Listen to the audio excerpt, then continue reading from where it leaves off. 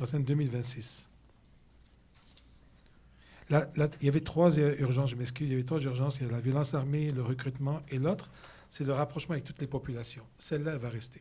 Puis celle-là va rester jusqu'à la fin de mon mandat, puis je pense qu'elle va rester pour le mandat de tous les directeurs, directrices qui vont nous suivre, dans le sens que le lien de confiance avec la population, c'est une légitimité qui est difficile à se gagner, mais très, très, très facile à se perdre. Donc, cette orientation de rapprochement avec toutes les populations, on va continuer à mettre énormément d'énergie pour les prochaines années.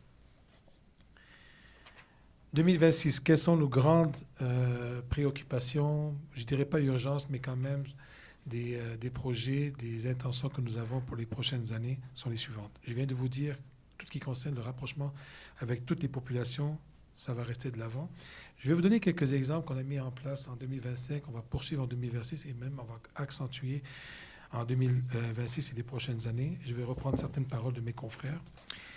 Quelques exemples qui ont fait la couverture médiatique récemment.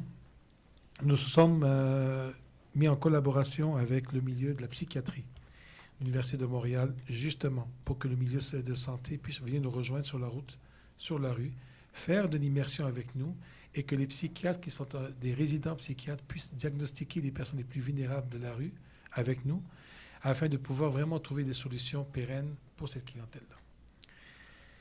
L'autre partenariat que nous avons développé, c'est avec Pas de Géant, une école d'autisme. Franchement, c'est un projet que ça fait des années qu'on travaille là-dessus. Finalement, il a vu le jour. On est très, très fiers. Puis vous n'avez pas idée de la répercussion que ça a eu au niveau de la population. Les nouvelles qu'on a reçues des emails de la population qui nous demandaient « Mais M. Daguerre, vous pensez juste à Pas de Géant, l'école Pas de Géant. Est-ce que vous pouvez penser à telle école, telle école? Est-ce que monsieur, madame, tout le monde peuvent appeler pour faire partie du registre ?» Il s'agit tout simplement d'un registre où les familles, les personnes sont volontaires. Même la personne qui est atteinte d'un certain spectre d'autisme se met volontaire, s'inscrit dans le registre. Et nous, si on doit intervenir d'urgence dans l'autoradio, nous avons les spécificités de la personne et on apprend un peu plus comment l'aborder en urgence. On évite des escalades incroyables. Et c'est plutôt des désescalades qu'on met de l'avant avec nos partenaires. C'est le genre de projet, je peux vous dire qu'on parle de toutes les populations, ce soit les malentendants et d'autres groupes de personnes.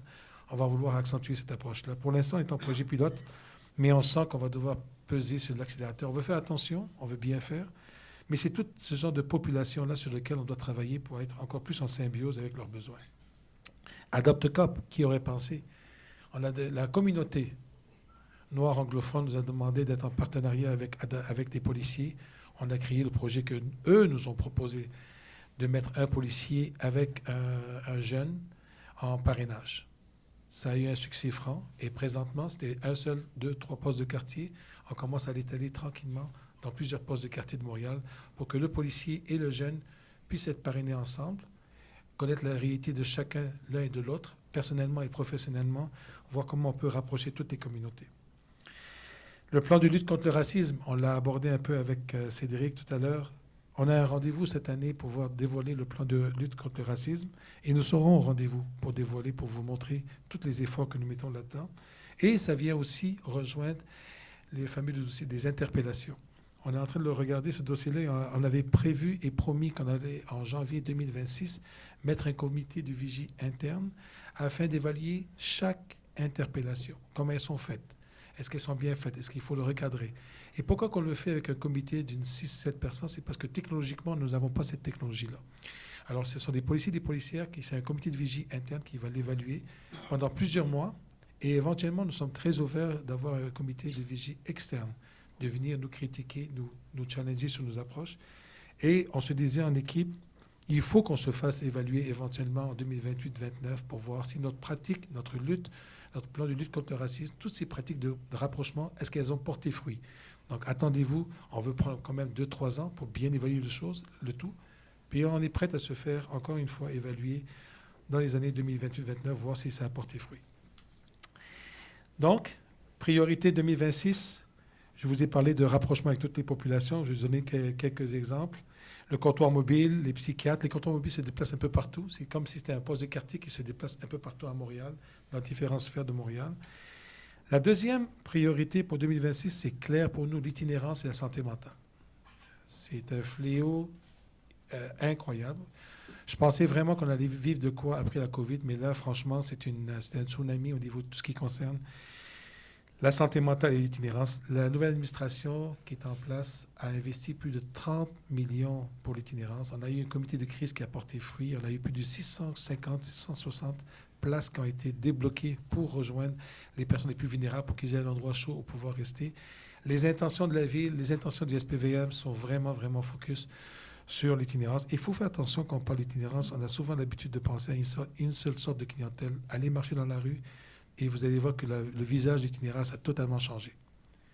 Jeunes, femmes, avec un parcours pas du tout dans santé mentale, mais plutôt des difficultés financières, et du coup, ont basculé dans la rue.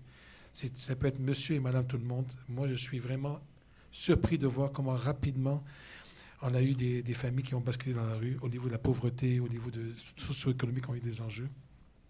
Donc, ça va être des clientèles sur lesquelles on va vouloir beaucoup, beaucoup travailler. Le PTQ 21-22, de l'exemple de Cédric, ça a été un poste de quartier qu'on a mis en fusion ensemble. Et on voit des résultats très probants.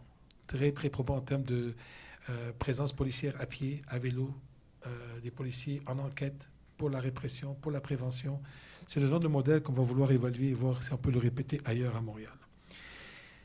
Quand j'étais à Longueuil, vous m'aviez posé la question sur le projet réseau.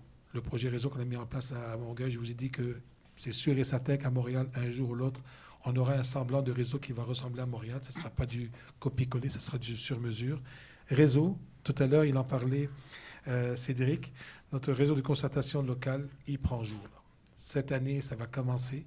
Puis on s'attend à avoir entre 125 à 150 policiers à travers toutes les postes de quartier qui vont travailler en résolution de problèmes, en proactivité, en émergence des événements, des phénomènes sociaux, avant de répondre aux crises. On a énormément d'espoir de voir ce projet-là faire une grande différence dans chacune des localités de Montréal. L'autre priorité, il y a des crimes de violence visant les commerçants au niveau de la jeunesse et tout ce qui concerne la jeunesse. On a sorti plusieurs fois cette année, en 2025, je regardais avec David et avec Cédric le phénomène chez nos jeunes. On parle souvent de jeunes de 17, 18, 19 ans. On n'est plus du tout dans cette catégorie de jeunes dont nous sommes extrêmement inquiets.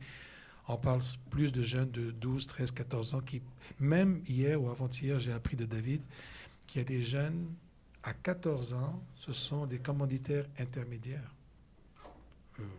Celle-là, je l'ai appris de David. Il me dit, Fadi, on est rendu, il y a quelques événements où le commanditaire intermédiaire, il avait 14 ans. Donc, celui-là donne un contrat à un autre de 14 ans. Il y a quelqu'un au-dessus de lui, au niveau des médias sociaux, qui lui prête le contrat. Donc, c'est sûr et certain, on a parlé avec la ville, j'en ai parlé avec Cédric, on va voir avec les responsables de la ville au niveau de la jeunesse, comment on peut avoir un forum de discussion, des partenaires clés. Ce n'est pas le SPVM qui veut prendre le leadership là-dessus. On n'a pas à prendre le leadership. C'est une responsabilité partagée de tout le monde. Mais on veut voir comment, tous ensemble, on peut se mobiliser pour trouver des solutions pour les jeunes. Et même, on a des indices. Puis, attention, lorsqu'on parle de jeunes, je ne vous parle pas de toutes les jeunes de Montréal. Je vous parle de 5%, 4 à 5%. Il y en a 90 à 95% de nos jeunes vont très bien. Mais ce 4-5%, malheureusement, ça ne va pas bien. Et c'est ce 4-5% sur lequel on veut travailler énormément pour trouver des solutions. On a même des indicatifs. Pas plus tard que le 13 février, dans quelques jours, on rencontre des gens du milieu de la psychiatrie, des spécialistes au niveau des jeunes. Puis il y a des indices qu'à partir de 9 ans, il y a des trajectoires qui se sentent chez un jeune de 9 ans qui commence à prendre certains comportements qui peuvent nous prévoir qu'est-ce qui va être à 12, 13, 14 ans. Puis ça, pour nous, on est rendu au primaire. Là. On n'est plus du tout dans la première, deuxième année de secondaire. Fait qu'on va porter une attention très, très particulière sur la jeunesse cette année. C'est pas parce qu'on ne l'a pas fait auparavant, mais quand même, c'est des enjeux majeurs pour nous.